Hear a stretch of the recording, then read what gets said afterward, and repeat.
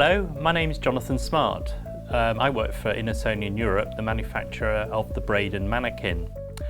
I'm also a volunteer community first responder with South East Coast Ambulance Service, and our particular group in Sevenoaks use the Brayden Manikin for teaching CPR to members of the public.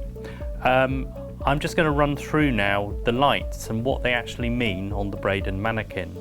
First of all, I'm going to do some chest compressions on the Manikin and do correct chest compressions, and what you will see are the lights lighting up on the chest but also in the forehead.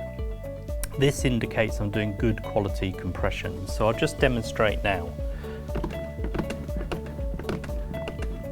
So you can see lights coming on the chest, up the neck and on the forehead. The one in the forehead is the most important light because that is telling me that I'm doing everything correct. Okay.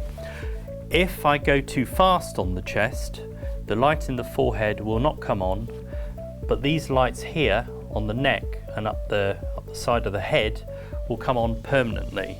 So I'll just demonstrate. So I'm now going too fast.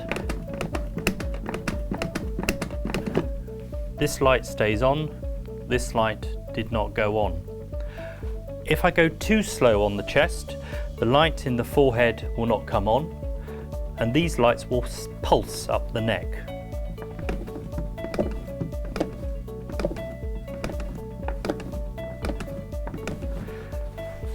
If I go too shallow on the chest, the light in the forehead will not come on. The lights on the chest will only come a little way across the chest.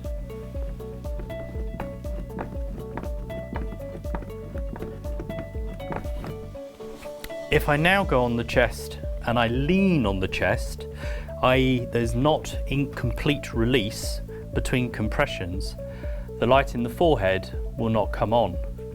First of all, I will do correct compressions, like that.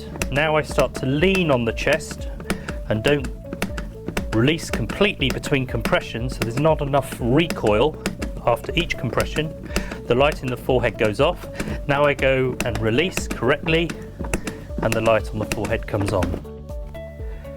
So the Brayden Manikin will measure rate, depth, release, and if you do everything right, you end up with the light on the forehead coming on.